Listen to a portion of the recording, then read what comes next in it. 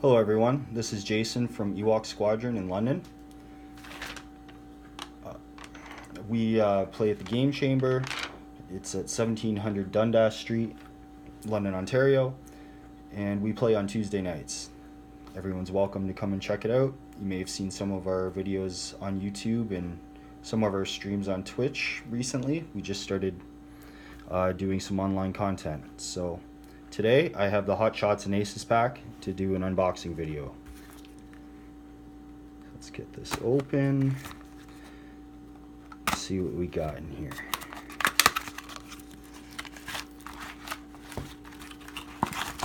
All right. So we've got the instruction insert. This tells you what it entails, a couple new rules for deplete tokens and strain tokens. I believe it's all in the rules reference at this point. So for pilots, first up we have the Rebels with Gina Moonsong. At the start of the engagement phase, you must transfer one of your stress tokens to another friendly ship at range 0 to 2. Definitely can work well with the other B-Wings and their pilot abilities. The B-Wings definitely seeing a lot of love with this pack between a new pilot and a configuration. I know some people are definitely excited about that. We'll see what happens in the future with those B-Wings. And up next, we got K2SO in the U-Wing. Initiative 3, and after you gain a stress token, gain 1 calculate token. That's pretty good. Definitely a nice asset for that U-Wing. Up next, we have Leia Organa in the Millennium Falcon. Initiative 5, and after a friendly ship fully executes a red maneuver, if it is range 0 to 3, you may spend 1 force. If you do, that ship gains 1 focus token, or recovers 1 force. That's pretty good. Very reminiscent of her crew ability. I think it's interesting that she has a higher initiative than Chewie. I've heard other people make comments about that, but good pilot nonetheless. And finally, for the Rebels, the only faction that gets 4 new pilots is Alexander Callas in the Ghost, or the VCX 100 light freighter. While you defend, if the attacker modified any attack dice, you may roll 1 additional defense die. Definitely nice for a ship that has 0 agility. Giving it some defense dice is certainly an asset. And then of course he is Initiative 4. Next, we have the Empire. First up, we have Fifth Brother. Initiative 4, and while you perform an attack, after the neutralize result step, if the attack hit, you may spend 2 of your force to add 1 crit result. Well, that's pretty good. Being able to add a crit result to any attack is always an asset. He's definitely seen more play as the Gunnar, so we'll see how much love he gets as a pilot. Next up, in the TIE Striker, we have Vagabond. Initiative 2, and after you fully execute a maneuver using your adaptive ailerons, if you are not stressed, you may drop 1 device. That's very nice, being able to do a little boost before you maneuver and drop a bomb. Some fun stuff can be done with that. And then in the Decimator, we have Morna Key. Initiative 4, and during the end phase, you may spend 1 charge to flip 1 of your reinforced tokens to the other full arc instead of removing it. It's very nice. You could possibly reinforce your entire ship, or you could also just attack, fly by somebody, and be reinforcing the back next turn. hopefully being able to shoot at the same person and possibly get a modifier in there as well. I like the Decimator myself. It's a fun ship. May not see a lot of success, but it's still a fun, bulky bruiser to play. And that's it for the Empire. So next we have Scum and Villainy, with of course Bosk, which is also being released with the Houndstooth expansion in this recent wave that has come out. Bosk at Initiative 4. While you perform a primary attack, after the neutralize result step, you may spend 1 crit to add 2 hit results. I like that for the Z95. They don't see a lot of play. Definitely an asset to that lineup. And next, for the M38 Interceptor, we have G4R GOR VM, or Gargor as some people are calling them. Initiative 0. And after you defend, each other ship at range 0 suffers 1 crit. Some fun shenanigans could definitely ensue with him. Definitely trying to get some more play out of the M3A Interceptors, which don't see play a whole lot. So hopefully this will see it fielded a little more. Next, we have Non-Lum in the Jumpmaster 5000 with Initiative 1. And after you become a defender, or the defender, if the attacker is not in your turret arc, you must rotate your turret indicator to a standard arc the attacker is in. A very fun ability. Very nice on this ship, especially with those red turret arcs. Makes moving it around a little easier, but it'd definitely be nicer if it was on a higher initiative ship. You can definitely see FFG trying to give some love to the Jumpmaster with adding this pilot and changing some of the points in the recent points change. Also decreasing the punishing 1 title as well. Helps things out. So that one should be fun to play around with. Next, it's the Resistance with ZZ Tlo, or ZZ Tilo. I'm not sure exactly how that's pronounced. Initiative 5, and after you defend or perform an attack, you may spend 1 charge to gain 1 focus or evade token. That is a great ability. If you watched our stream of our tournament at the Game Chamber yesterday, you will have seen Luke using ZZ and 4 other A-Wings. Definitely a nice pilot, and I expect to see that out a lot in the future. Another A-Wing for the Resistance is Roneth Blario. Sorry. While you defend or perform an attack, if the enemy ship is in another friendly ship's turret arc, you may spend 1 focus token from that friendly ship to change one of your focus results to an evade or a hit result. At Initiative 2, definitely a nice support A-Wing to help out the others. Could work with the Star Fortress as well, but I think it's more going to be an A-Wing supporter, as the Star Fortress doesn't see much play at all.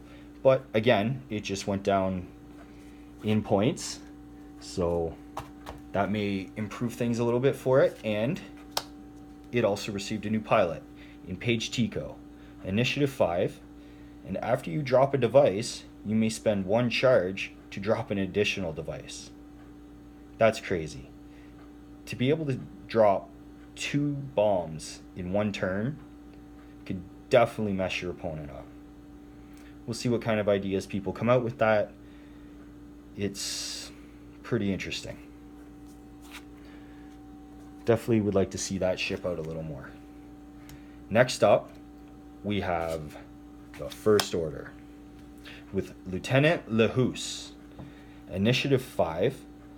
While you perform an attack, you may spend another friendly ship's lock on the defender to re-roll any number of your results. So you can use that to re-roll, but you can't use it to fire a missile or some other ordnance, which is fine. He still has that extra modifier. It can be used in interesting ways. Combine him with Tavson. Somebody shoots Tavson, he gets an extra target lock, and then the hoose spends it for his own use. There's different ways to go about that, and I look forward to playing around with it myself. Of course, next we have Lieutenant Phasma, also in the TIE SF, which Lahoose was, I believe I forgot to mention that. Captain Phasma is Initiative 4, and while you defend, after the neutralize results step, another friendly ship at range 0 to 1 must suffer 1 hit or crit damage to cancel 1 matching result.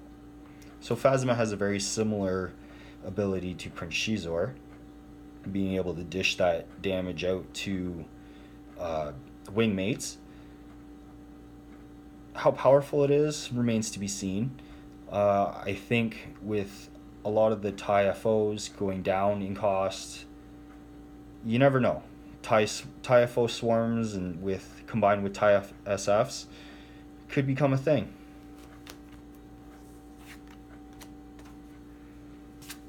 And last but not least, we have Rush in the TIE Silencer. Initiative 2, but while you are damaged, so no shields and have at least 1 damage card, you treat your initiative as 6. That's pretty sweet, especially coupled with Captain Phasma being able to dish damage out to other people.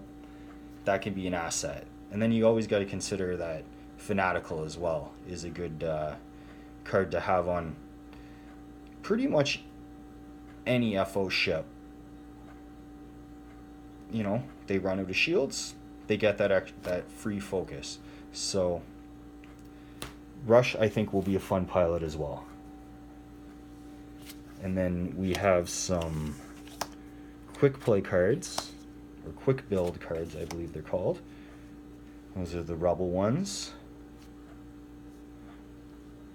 I collect all of these, but I don't tend to use them myself. I'm not sure how many people really tend to utilize them, but they're kind of neat to have if you ever just want to have a quick game where you just want to throw some things together. Those are the Empire quick build cards. Next up we have the Scum.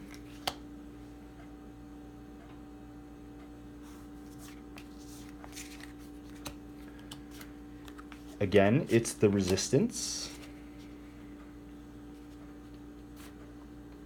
And then we have the First Order.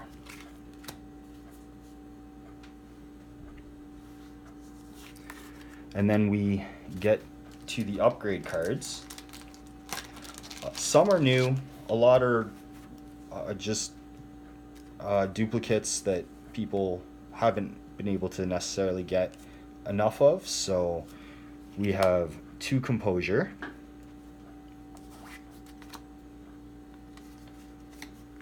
two Snapshot,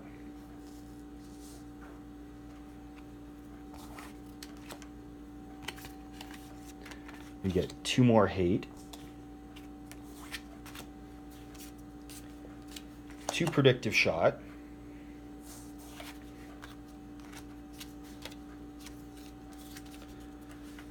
two of the Brilliant Evasion,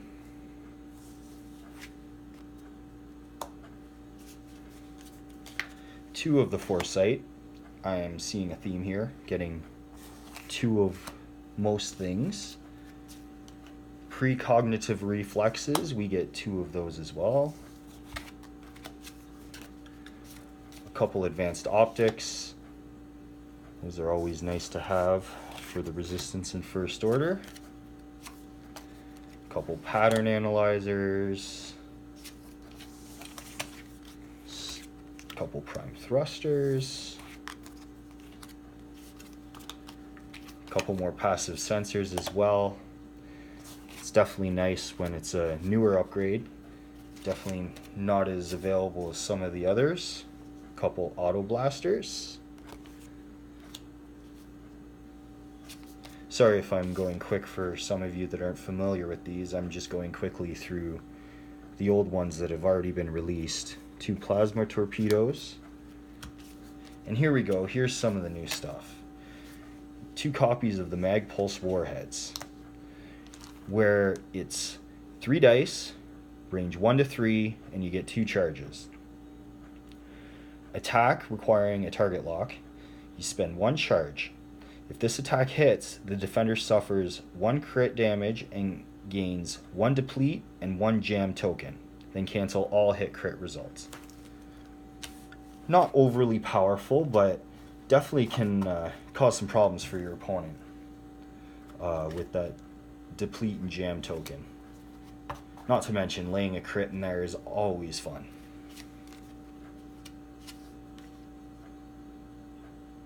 Couple Mirage Rockets. I believe this one is new, maybe not.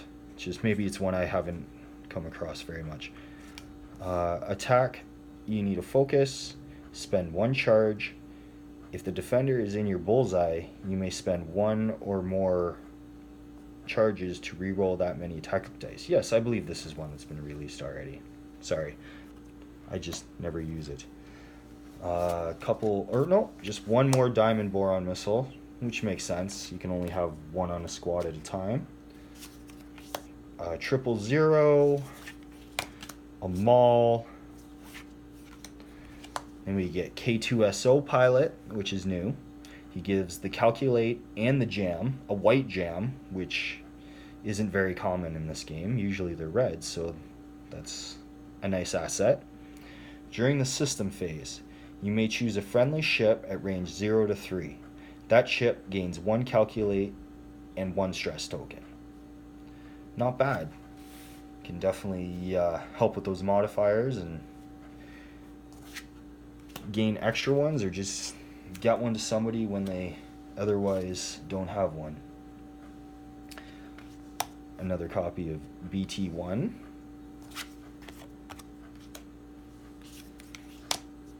Couple copies of Agile Gunnar. Coaxial hyperfuel. Another new one. I believe this might be in the Fireball pack as well. The coaxium hyperfuel is an illicit, and it requires the slam action. You can perform the slam action even while stressed. If you do, you suffer 1 crit damage unless you expose 1 of your damage cards. After you partially execute a maneuver, you may expose 1 of your damage cards or suffer 1 crit damage to perform a slam action. That's pretty good, especially for something like the Fireball that is likely to rely on slams very heavily and takes damage for them anyway. So, well, that's to get rid of the disarm token, I believe, so you might be taking extra damage there to do it in certain situations, but it could be interesting. A lot of crazy stuff with that Fireball. And then we got a moldy crow. Another couple copies of angled deflectors. 3 targeting computers. And then, of course, what a lot of people have been waiting for is the stabilized S-foils for the Rebel B-Wing. So, closed, it gives you the white barrel roll to red evade action and a reload action. And it says, before you activate, if you are not critically damaged, you may flip this card. So if you get a crit, your S-foils are kind of locked. And then the other side of it gives you a barrel roll to a red target lock. And after you perform an attack, you may spend your lock on the defender to perform a bonus cannon attack against that ship using a cannon upgrade you have not attacked with this turn. Before you activate, if you are not critically damaged, you may flip this card. Well, that effectively allows the B-Wings to double tap, which is a crazy addition to their abilities. They have caused a lot of heartache for people in the past, and it's interesting to see what will happen with them. Brian from our squadron just won the tournament using 10 num with the S-foils yesterday, so there's a point in their favor for sure. So anyway, everyone, that is the Hotshots and Aces pack. I hope you enjoyed this video. We will have more to come. We do streaming on Tuesdays when we play on Twitch. Check us out. The videos do get uploaded eventually to YouTube as well. So check out Ewok Squadron on those. I believe we are also on Discord as well. So check it all out. Thank you very much and have a good day.